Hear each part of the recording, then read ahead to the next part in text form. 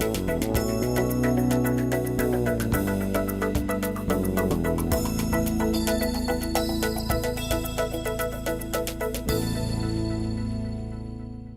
à tous, dans cette édition, on s'intéresse aux partis politiques dans le Finistère.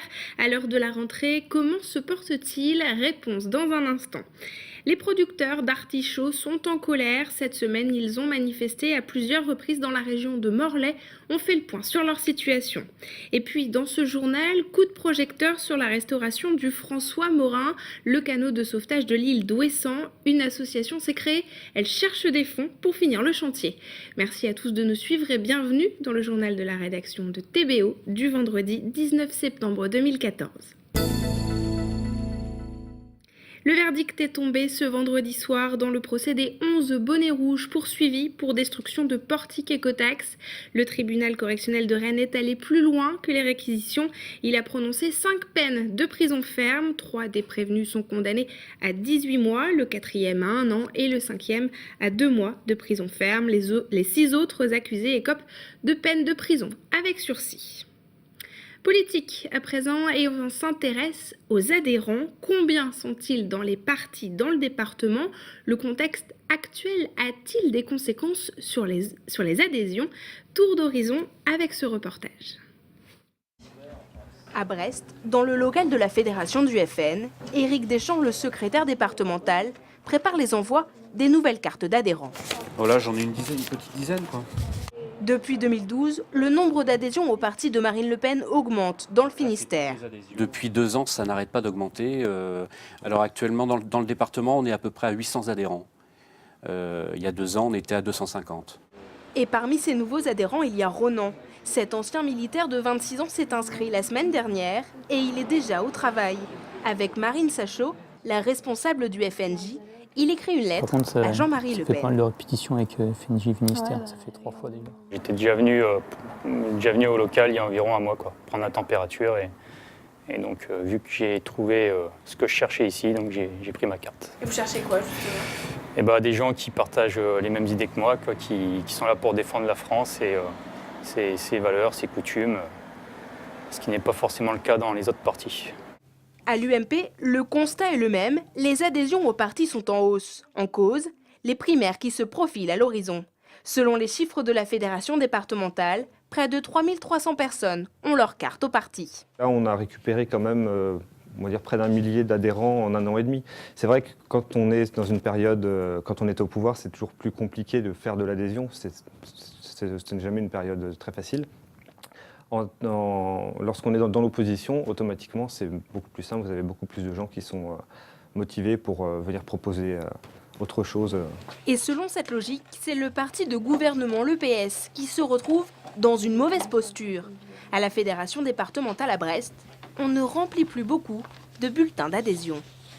Je ne nie pas le fait que de manière significative, un certain nombre d'adhérents rendent leur carte depuis quelques mois maintenant. J'ai pu perdre sur la Fédération du Finistère 1/3 des adhérents depuis 1 an et demi. Donc nous étions 1900, nous serons autour de 1400, 1500 en fin d'année. À gauche toujours, peu de changements pour Europe Écologie Les Verts. Le parti qui a quitté le gouvernement annonce 150 adhérents dans le Finistère. Même niveau d'adhésion au parti de gauche. Après 2012, le parti a gagné près de 10% d'adhérents dans le département. Du côté des partis bretons, l'UDB, l'Union démocratique bretonne, compte près de 140 adhérents en Finistère, un chiffre stable selon l'organisation. Mais toutes ces données sont difficiles à vérifier. En France, aucune organisation ne peut collecter ces informations. Et dans le reste de l'actualité, la grogne des producteurs d'artichauts. Mardi et mercredi, ils ont déversé une partie de leur production sur la voie publique dans la région de Morlaix. La SICA, la coopérative légumière de Saint-Paul-de-Léon, a fait le point sur cette situation ce vendredi. Guy Abalin était sur place. Mardi dernier, les producteurs légumiers Léonard ont fait entendre leur colère face aux difficultés économiques qu'ils rencontrent et ont déversé plusieurs tonnes d'artichauts invendus sur la RN12 à hauteur de Morlaix. Une colère que partage ce maraîcher qui se retrouve lui aussi avec près de 50% de sa production sur les bras. Que ce soit le chou-fleur, que ce soit l'échalote ou autre, on a l'impression que que nos produits ne trouvent pas de débouchés, ou quand ils en trouvent, c'est à un prix qui ne couvre pas aujourd'hui nos frais. Conditions météorologiques défavorables, crise économique, distorsion de concurrence avec les autres pays européens, crise russe. Depuis plusieurs mois, les producteurs de légumes estiment travailler à perte et tirent la sonnette d'alarme. Un appel relayé par les responsables de la SICA. La coopérative, qui regroupe 1 millier de producteurs, pointe, elle, surtout du doigt les contraintes administratives et menace de les simplifier de force. Ça ne plaira peut-être pas, mais si c'est la condition pour avoir un avenir économique, j'ai envie de dire, sur le plan de l'agriculture, sur le plan de l'agroalimentaire et sans doute sur d'autres secteurs, eh ben nous allons nous coordonner et nous allons mettre en œuvre, en effet, des programmes de gouvernement successifs que l'administration nationale ou parisienne n'a jamais réussi à mettre en œuvre. Quelle forme cela prendra-t-il? La SICA se montre pour l'instant discrète. Une chose est sûre, il y a une certaine incompréhension entre eux et l'administration. Pour preuve, sur les 125 millions d'euros d'aide de l'Union européenne promis pour pallier à la crise russe, la SICA a perçu 353,70 € à partager entre des centaines de producteurs.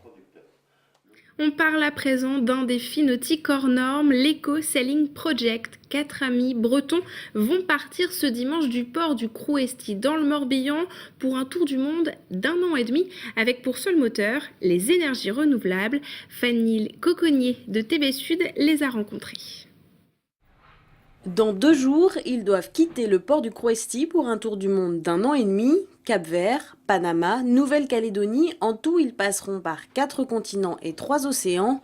Un rêve de gosse devenu plus sérieux pour ces 4 jeunes fraîchement diplômés. On ne voulait pas juste partir entre potes pendant 2 ans, se la couler douce et faire des vacances. On voulait quelque chose qui soit un petit peu spécial, et on croit tous en l'écologie, enfin on est tous un petit peu sensibles aux enjeux écologiques. Donc du coup on a décidé de faire ce projet sur la base de l'écologie. On a voulu faire un bateau prototype donc qui est autonome en énergie, qui n'utilise pas une goutte d'essence. Ils ont donc travaillé à faire de leur ketch un prototype écolo. Depuis 4 mois, ils travaillent sur le bateau au quotidien. Béranger s'est appliqué à trouver le système énergétique adéquat pour assurer la consommation quotidienne et la propulsion du bateau. Ça passe par 2 choses. 1, il faut réduire la consommation. Et 2, il faut apporter des solutions d'énergie renouvelable. Donc pour réduire les consommations, on a supprimé le frigo, supprimé le dessalinisateur. On laisse le pilote automatique mais on ne l'utilisera pas. Il sera principalement remplacé par un régulateur d'allure. Et pour les énergies renouvelables, on a des panneaux solaires, de l'éolien et de l'hydrogénérateur. L'énergie produite sera stockée dans des batteries. Pendant leur traversée, les matelots prévoient de communiquer avec les 2 écoles d'Arzon. Ils s'appuieront sur leur voyage pour proposer un contenu pédagogique autour de l'écologie. D'ici là, il reste encore quelques réglages à effectuer. Et on s'intéresse maintenant à un autre bateau, un modèle plus ancien, puisqu'il s'agit du canot de sauvetage de l'île d'Ouessant, le François Morin. L'embarcation classée aux monuments historiques est depuis 3 ans en restauration au chantier du GIP à Brest. Mais l'argent manque, une association s'est créée, comme nous l'expliquent Sophie Lecroisier et Laura Errante. Il y a 3 ans, le canot de sauvetage François Morin ne ressemblait pas du tout à ce qu'il est aujourd'hui. À l'époque, le bateau de 15 mètres est arrivé au chantier du GIP à Brest, avec un large trou dans la coque et une grande partie de son bois pourri. Après plus de 2500 heures de travail, le François Morin reprend de l'allure et continue à livrer ses secrets de construction. Moi, après 35 ans de métier, sur le François Morin, il y a pas mal de choses que j'avais jamais fait, des montages que je ne connaissais pas, des assemblages, c'est 3 bordées, 3 plis de bois qui sont mis l'un sur l'autre avec une toile en étanchéité, rivée. Et c'est un bateau qui sort quand tous les bateaux ne sortent plus, donc c'est un bateau qui doit être beaucoup plus solide que les autres, donc il est construit différemment. Le canot de sauvetage a été mis à l'eau en 1960. Après 46 ans de bons et loyaux services, il a dû tirer sa révérence. 370 000 € sont nécessaires à sa restauration complète. Alors, en 2006, une association de sauvegarde s'est créée. À la tête, l'un des anciens marins du François Morin, marqué par l'histoire du bateau. Le bateau a fait partie de la vie ouessantine de 1960 à 1995.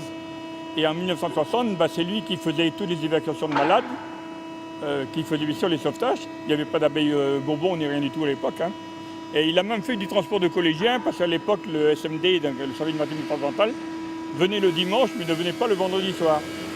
Donc il a fait du transport de collégiens le vendredi soir aussi. Malgré l'aide financière de la DRAC, de la région, du département et de la Fondation du patrimoine, 90 000 € manquent encore dans les caisses. L'association de sauvegarde compte donc toujours sur de généreux donateurs. Mise à l'eau prévue du François Morin au printemps prochain. Merci à tous de nous avoir suivis. La semaine prochaine, vous retrouverez Frédéric Lorenzon pour votre point sur l'actualité locale et régionale. Excellente soirée et bon week-end sur TBO.